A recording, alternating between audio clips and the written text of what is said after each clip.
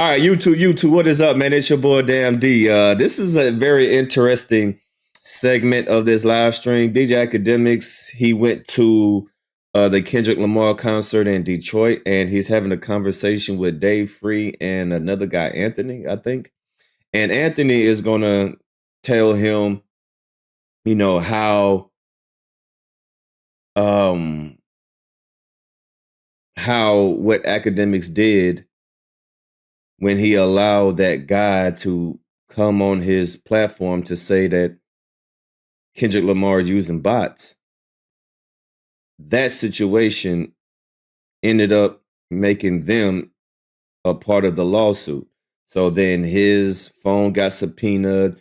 The FBI and the lawyers had to take his phone and see, you know, if what they heard from DJ Akademiks live stream, they want to know if it was true. So, and then Akademiks is trying to downplay it, trying to, oh, I didn't know. Yes, you did. You knew exactly what you was doing.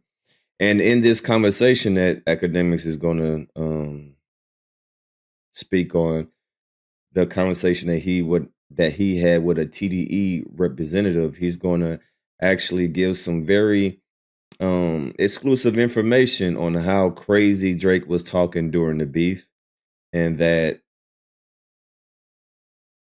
the things that the Clips and Pusha T was saying in that interview about how the reason why it took him so long for them to release the album, he's getting confirmation that that's a true story.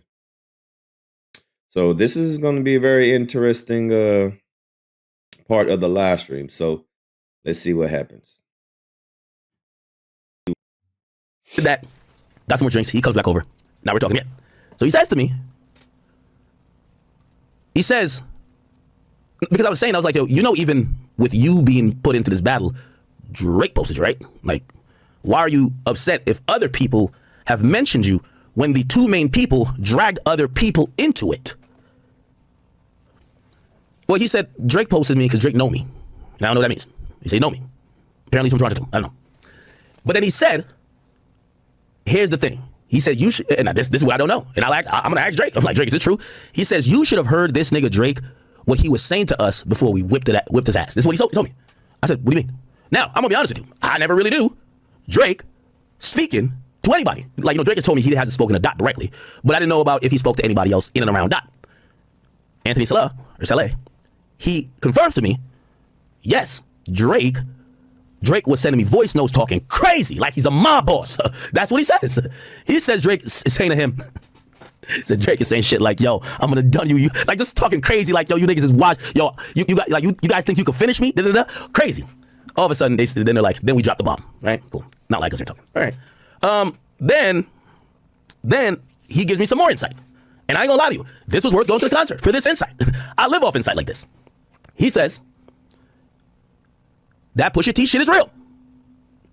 He says the only problem is people think that happened recently. That didn't happen recently. He said if it was recently, UMG would let Pusha say whatever you want to say or do what you want to do. Why? Right now, UMG and Drake, their relationship might be irreparably broken because of the lawsuit. They're going at it. So they're not trying to spare his feelings anymore. But, you told me. Not like us dropped last May. He said around June, July, because Drake supposedly approached UMG saying, yo, there's just a shooting at my house. These niggas got my house, which another thing, which again, you know, one point kind of counteracts the other. They say this shit going too far. I'm like, I can see how a nigga might think y'all went too far. Your cover art of the biggest song is his house with pedophilia pinpoints. But whatever. So he said Drake complained to UMG, because remember there was a shooting at the crib. And UMG asked Kendrick's team, could you remove the cover art? We need you to take the cover art down. It got his house on it. We want you to take that down. From what I heard, they stood 10 toes down to say, if we do that, the whole song should come down. We're not changing shit. UMG, who clearly is in it for the bread, is like, keep that shit up. No, they didn't say that, but like, you know, basically they just allowed it, right? Cool. However, while all of this is brewing, apparently that's when the Pusha T thing happens. And that's when UMG, who is really at that point on a rocky relationship with Drake, they're trying to salvage the relationship. They tell Pusha, hey, right now, you can't drop nothing dissing the guy. We're trying to work on our relationship with him. Could you change this? Could you change that? Now, I'll be honest. He didn't say Drake instructed them to do this. He said they were trying to save a relationship with Drake, the label. So they were being extra sensitive about things that could piss the guy who I guess he was gearing up to sue. Okay? All right, I'll speed through the story a little bit. Yeah, pretty good conversation with Anthony Sella. Seems like a pretty good dude, pretty smart. He's a business guy. Then Dave Free comes over. And Dave Free So that's very interesting. So pretty much he confirms the story that the clip said. Whoever that guy is, Anthony guy.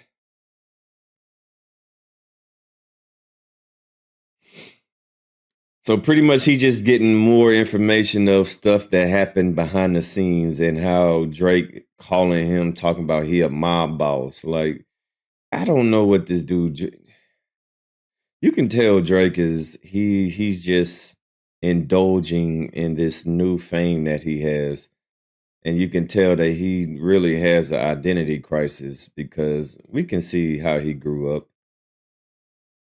Right? We can see how he grew up as a child. It's all over the internet, right?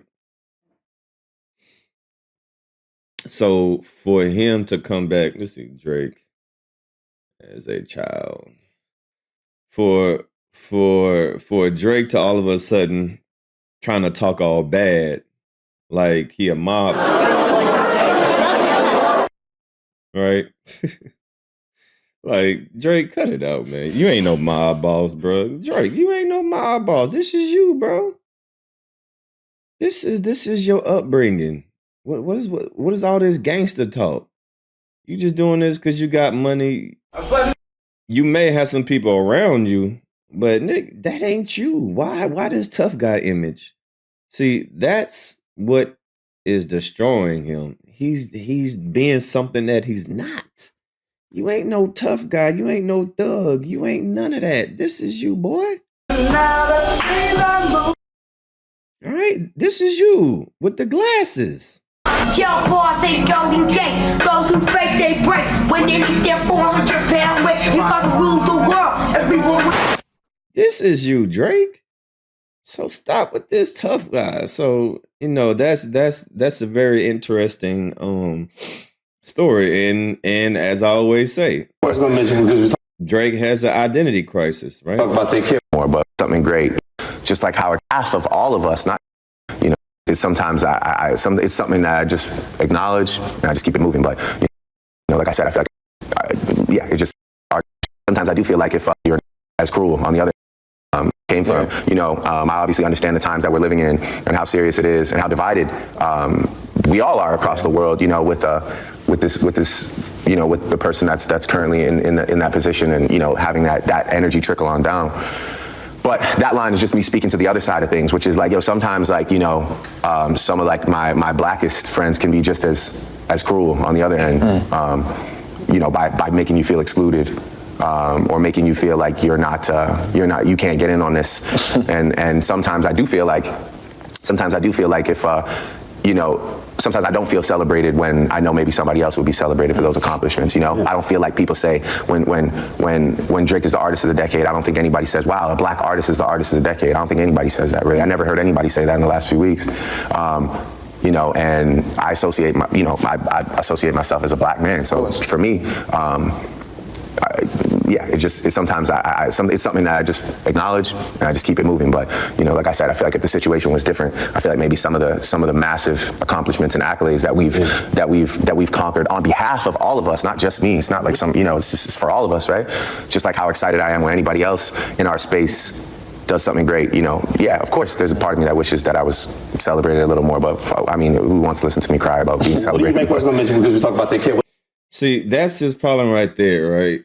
Now that he's in a position of power and money, now he's trying to carry on this imagery as if he's some tough guy. Bro, you don't need to do all that. Like, he's bringing unnecessary he's doing corny stuff. Like, bro, you ain't no mob boss. And you heard DJ Akademiks getting information from Kendrick people saying how crazy how crazy Drake was talking.